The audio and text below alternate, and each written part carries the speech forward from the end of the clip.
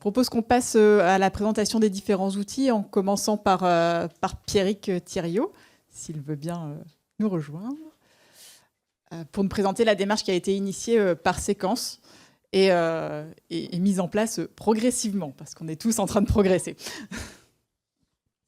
Excuse-moi, c'est là que ça...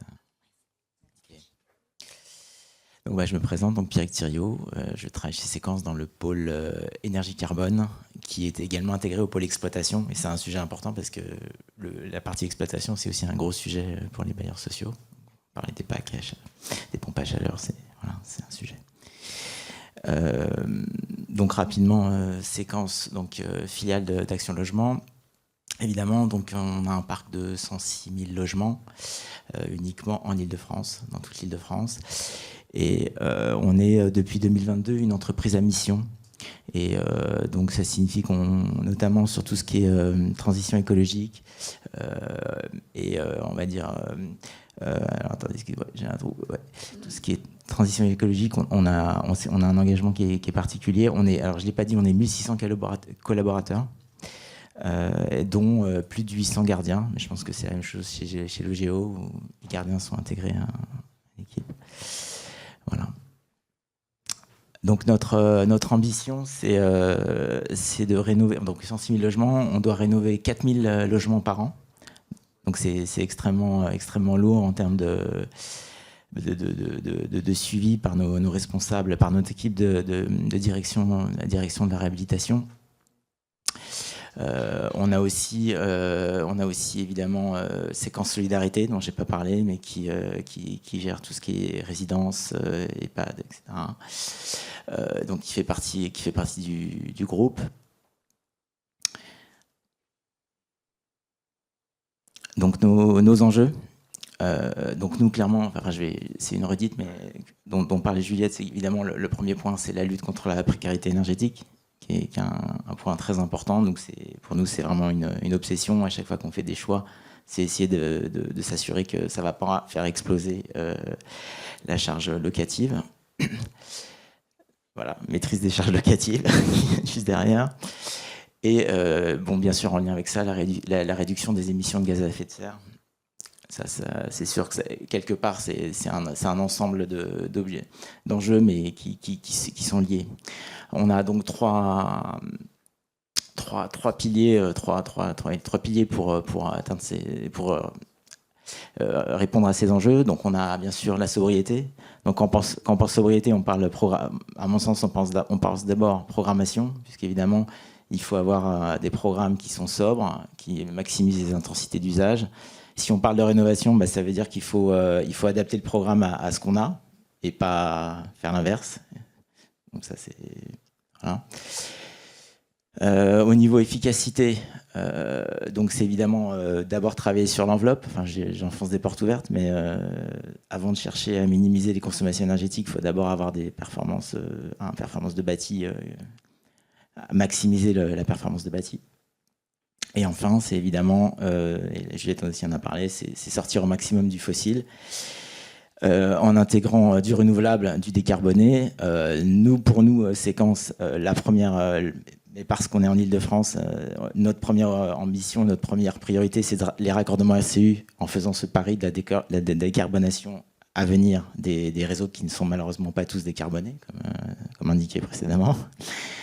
Ça peut être aussi ponctuellement de développer des réseaux vertueux de type petite géothermie qui viennent dans le cadre de projets mixtes notamment. On travaille sur un projet à Colombes avec Emerige et là on a sorti un appel d'offres très récemment pour faire une production sur géothermie et aller alimenter 7 ou 8 bâtiments avec des projets avec des bâtiments Emerige et des bâtiments séquence solidarité, enfin bref. Voilà. Donc ça a déjà été dit, mais on travaille avec le hub des prescripteurs bas carbone et le booster du réemploi, je dirais, pour construire à la fois nos cahiers des charges, nos objectifs et mettre en musique notre politique énergie carbone.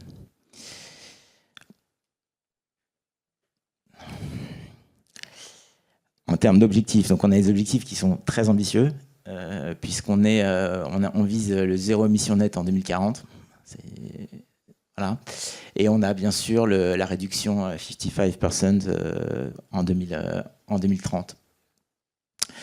On a fait un bilan carbone en 2023 et on a ces répartitions-là. J'espère que ça colle à peu près à ce qui a été présenté. Mais bon, globalement, en exploitation, ça représente 47% de nos émissions.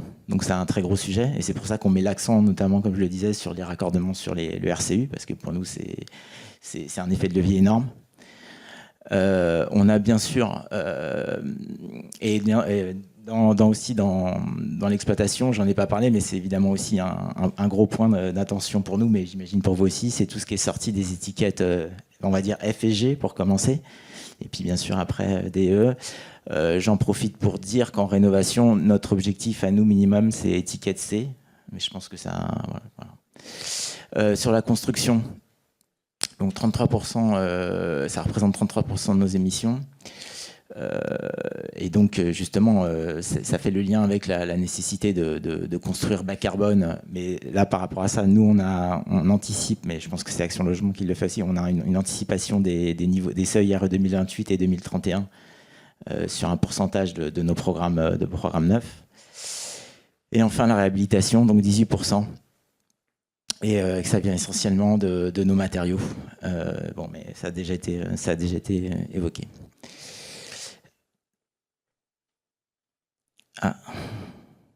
D'accord.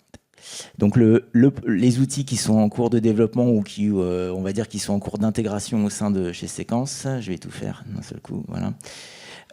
Ce sera mieux. Donc il y a on a développé avec Pouget un cahier des charges spécifique sur la CV. Bon, qui est basé, je reviendrai dessus un peu après, qui est basé plutôt sur une approche RE 2020. Là aujourd'hui, moi, mon travail avec mes collègues, c'est surtout d'acculturer les responsables de programmes rénovation pour justement le faire intégrer dans leurs études, par leur maîtrise d'œuvre et leurs AMO, pardon. Et donc il faut que je l'explicite, que je le traduise, et évidemment ensuite que ce soit bien suivi. Mais je reviendrai dessus après. La partie réemploi, on en a reparlé un petit peu pendant les questions.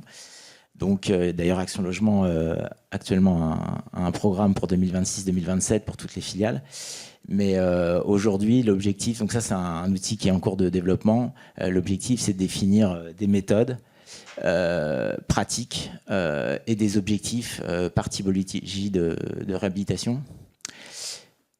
Les formations internes, donc nous on a des responsables de programme qui peuvent être plus ou moins acculturés à ces sujets-là. Donc l'objectif, c'est évidemment de les former. De leur expliquer des nuances. Donc ça c'est un très très gros travail qui va nécessiter beaucoup de réunions, beaucoup de formations. Donc là, on va mettre en place avec les directions, notamment la direction réhab, un programme de formation. En lien avec ces formations, des guides, parce qu'évidemment, on n'est pas toujours disponible, et puis il faut avoir, je dirais aussi, des guides qui seront mis à jour, donc pour proposer des solutions, pour pouvoir créer, je dirais aussi, permettre l'échange avec la maîtrise d'œuvre et les AMO, c'est-à-dire qu'aujourd'hui, des fois, vous avez une maîtrise d'œuvre qui vous dit ben non, on ne sait pas faire, point, et qui propose peu de choses. Ben, c'est bien d'avoir aussi des responsables de programme qui sont un petit peu acculturés, qui peuvent se reposer sur des guides et dire bah écoutez, voilà, on peut. Est-ce que vous avez regardé ça? Est-ce que vous avez regardé ça? Bon, bref, pouvoir nourrir un échange le plus, je dirais, le plus instruit possible. Enfin, le mieux situé. Je sais pas, je trouve pas le terme, mais voilà. Et enfin, et c'est peut-être, je l'ai mis à la fin, mais en fait, c'est peut-être un des points les plus importants, c'est aussi de définir un mode opératoire, parce que en fait, on peut pas laisser. Il est nécessaire d'avoir l'intervention de certains experts, entre guillemets, experts, ou en tout cas des personnes qui ont un regard plus technique et environnemental à certains points clés de projet. Donc ça, c'est aussi un point qui est en cours de définition. Ça va être de dire, j'ai un comité, qu'est-ce que je fais avant un comité d'engagement? Qu'est-ce que je fais entre le comité d'engagement et le comité final? Qu'est-ce que je fais à la fin, avant de déclencher mon OS maîtrise d'œuvre, etc. Qui regarde quoi? En sachant que je ne l'ai pas dit, mais nous, on a une direction technique, on a un pôle énergie carbone et on a une direction réhab. Donc il faut que tout ça, ça communique, et que ça communique au bon moment pour éviter de prendre des décisions et après se rendre compte qu'on s'est trompé, mais trop tard. Voilà. Donc je reviens rapidement sur la méthodologie ACV, même si c'est juste pour donner un aperçu. Donc nous, ce travail qu'on a fait avec Pouget, donc on est parti sur une approche moteur RE 2020, qui se discute, il n'y a pas de problème. Mais en fait, l'idée, c'était aussi de bénéficier de cette expérience de la RE 2020. Comme on le disait, il a fallu des années pour que des AMO et des maîtrises d'œuvre montent en compétences. Donc on s'est dit, c'est aussi un moyen, je dirais, d'aider les gens à monter sur le bateau, quoi, entre guillemets, si je veux dire. Et on a défini des objectifs qui sont aujourd'hui peu ou prou ceux qui vont être repris dans la future démarche plus c'est moins, qui est en cours d'élaboration par le hub du prescripteur bas carbone, et qui, au moins, je dirais, fait une différenciation entre des réhabilitations complexes ou une simple réhabilitation thermique. Encore une fois, ça peut encore se détailler, et puis on en reparlera après. Ce qui me semble hyper important, ce qui nous semble hyper important, c'est évidemment d'avoir un suivi tout au long du projet sur la partie carbone. Donc ça veut dire qu'il faut très tôt avoir des calculs, même s'ils ne sont pas parfaits, même s'ils ont des marges d'erreur qui existent, il faut quand même rapidement avoir je dirais, un pré-calcul, phase esquisse, concours. À chaque fois, avec, si possible, des temps de retour carbone, parce que, comme l'expliquait Juliette, évidemment, c'est quand même un point hyper important. On peut perdre de vue, si on ne regarde pas ce point-là, on peut se tromper parce qu'on ne se rend pas compte que le gain est insuffisant pour avoir un temps de retour acceptable. Et donc, c'est aussi de mettre en place, je dirais, des cahiers des charges, des contrats qui intègrent ce suivi de carbone tout au long du projet, et également en fin de chantier, puisqu'au final, combien de projets malheureusement ne bénéficient pas d'une mise à jour en fin de chantier, et on sait tout ce qui se passe dans une phase chantier. On sait que malheureusement il y a des variantes, etc. Et donc c'est important de suivre aussi dans cette phase-là les impacts carbone des choix qu'on pourrait faire, et je dirais même en amont, d'avoir ces mises à jour pour pouvoir, je dirais, prendre des décisions éclairées. Voilà. Donc, je vais vous présenter deux projets pour nous, qui sont deux projets récents, soit en cours, soit tout juste livrés. Le premier projet, c'est un projet qui est à Morpa, donc qui concerne la réhabilitation de la résidence Oise-Aube. C'est un projet donc de 132 logements qui est complexe, parce que, comme vous le voyez, il y avait 10 plots. Donc ça complexifie les interventions, et les phasages. Date de livraison, donc c'est mai 2027. Ce sont des bâtiments qui datent des années 80. Donc la première action qu'on a menée, c'est évidemment le point le plus important, c'est le diagnostic, enfin les diagnostics, mais en tout cas le diagnostic de l'état actuel des bâtiments. Donc comme on peut le voir, il y avait des grosses problématiques au niveau des enveloppes, donc des enveloppes plutôt détériorées. Au niveau technique, on était aussi sur des éléments peu fonctionnels, voire dysfonctionnels. C'est pas écrit, mais on était aussi, et ça on en parlera peut-être dans le cadre des échanges, mais on était sur de la chaudière individuelle gaz, qui est, je dirais, l'épine dans le pied qu'on a pour décarboner, parce que c'est un très, très gros sujet. On essaye petit à petit de mettre en place des choses, mais voilà, on va vous montrer, mais c'est vraiment plus complexe pour trouver des solutions décarbonées dans ce cas-là en termes d'énergie. Et donc voilà, et partie commune aussi, bon, plutôt correcte, mais voilà, et des parties privatives à refaire, donc notamment les pièces humides. Bon, ça c'est plutôt traditionnel. Bon, c'était un bâtiment qui était entre guillemets dans son jus des années 80. Donc, suite à ce diagnostic, on a lancé un programme de travaux, un programme de travaux très étendu. Bien sûr, donc là c'est plutôt classique. On repart on a repris toute l'enveloppe concrètement. On a aussi fait du remplacement technique, et on est allé jusqu'à la suppression des chaudières individuelles et le passage donc à des packs RO centralisé. Et là, ce que vous pouvez voir sur ce plan, en gros, ça a été des répartitions on s'est réparti sur 8 sites, puisqu'il fallait distribuer des plots relativement indépendants. Et on est parti sur, sans rentrer dans le détail, mais on est parti sur des productions distinctes entre l'eau chaude sanitaire et le chauffage. C'est peut-être un point qui pourrait être aussi discuté en termes d'intérêt, coût sur coût, maintenance, exploitation. Et donc, en faisant tous ces travaux, oui, j'ai pas terminé, mais bon, en gros, après, après, donc ça c'était plus sur la partie carbone, mais on a aussi on a fait vraiment une réflexion globale de toutes les parties communes et également d'une grande partie des parties privatives.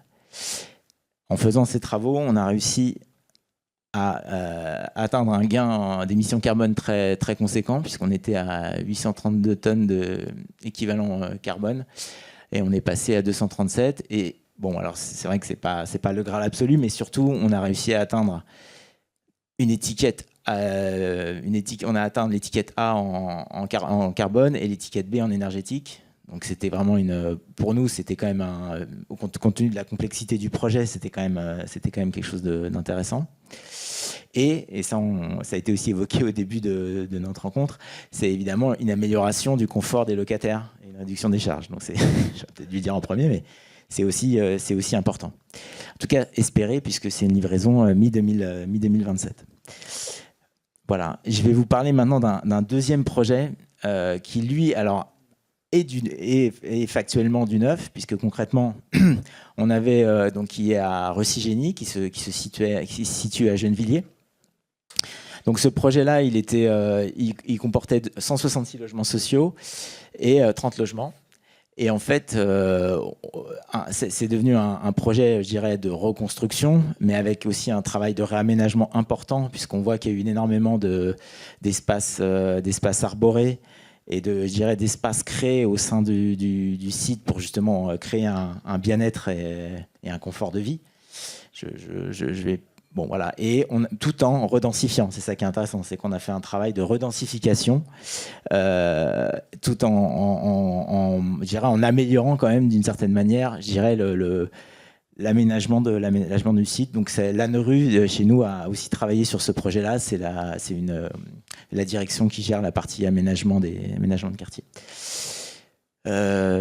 C'était un projet bien sûr mixte avec Pitchimo et séquence accession. Voilà.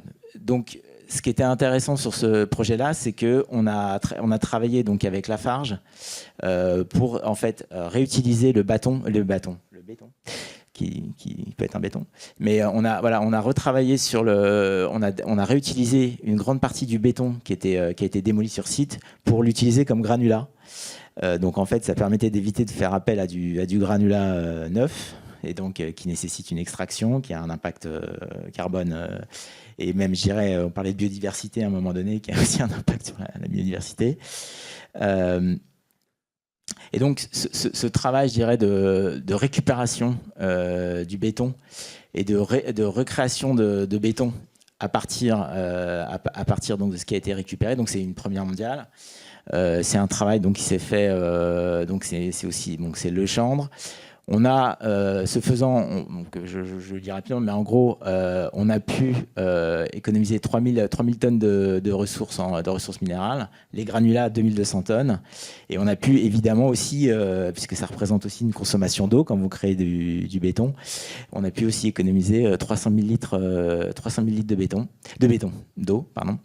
Et donc c'est pas forcément, on ne ferait pas forcément un projet de la même manière, mais c'est pour nous une manière de reconsidérer ce qui est une ressource ou pas sur un site. Et là, en l'occurrence, on a élargi, je dirais, au béton, ce qui est peut-être pas, ce qui peut se faire, mais qui est pas courant.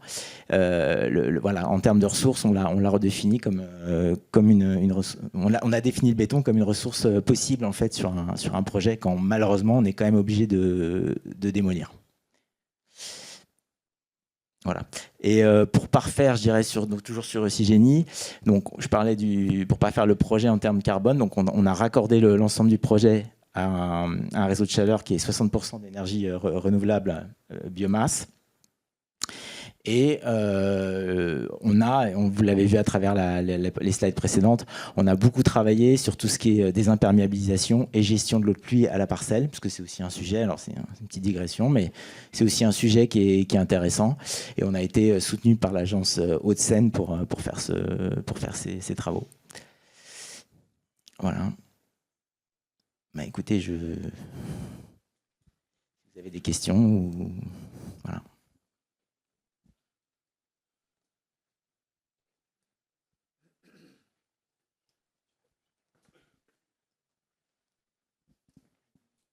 Juste, merci beaucoup pour la présentation. Juste une question sur la première grosse réhabilitation là, que vous nous avez montrée.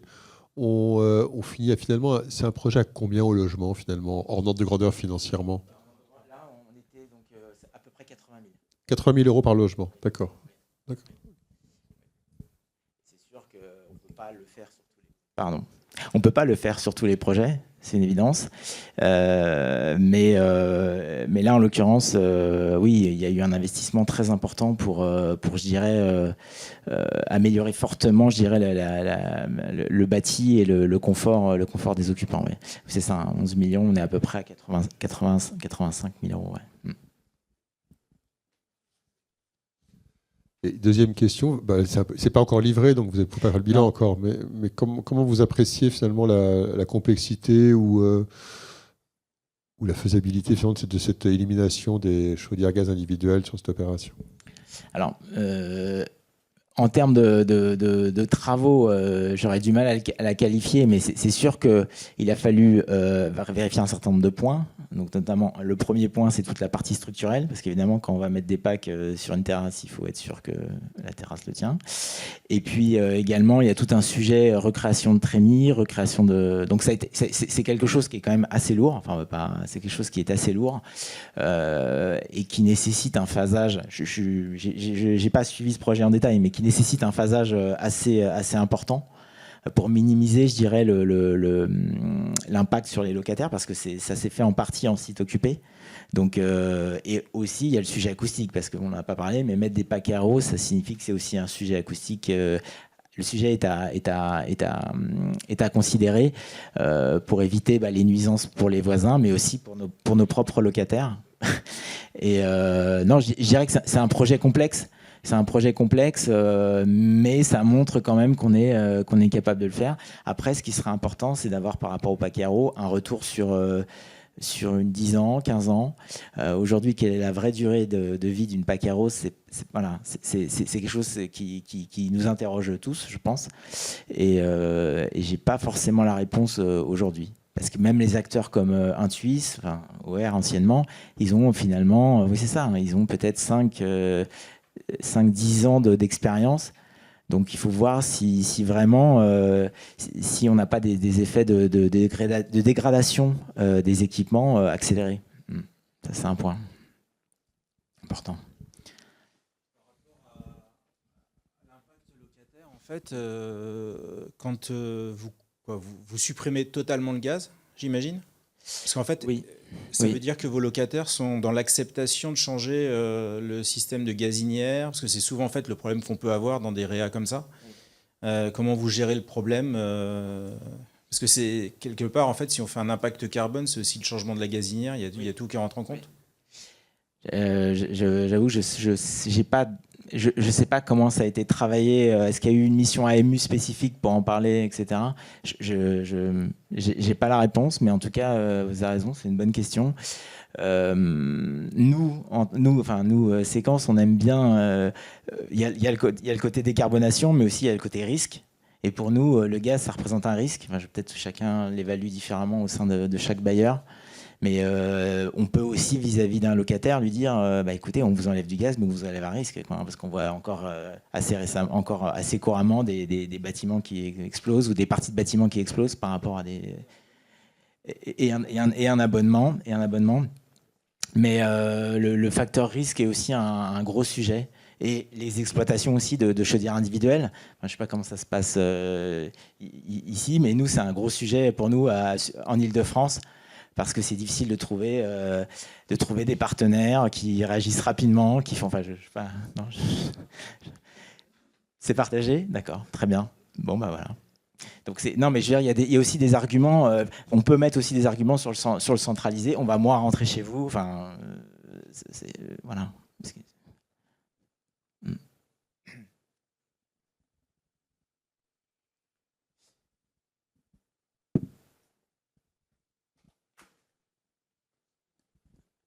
n'y a pas d'autres questions, merci beaucoup Pierrick.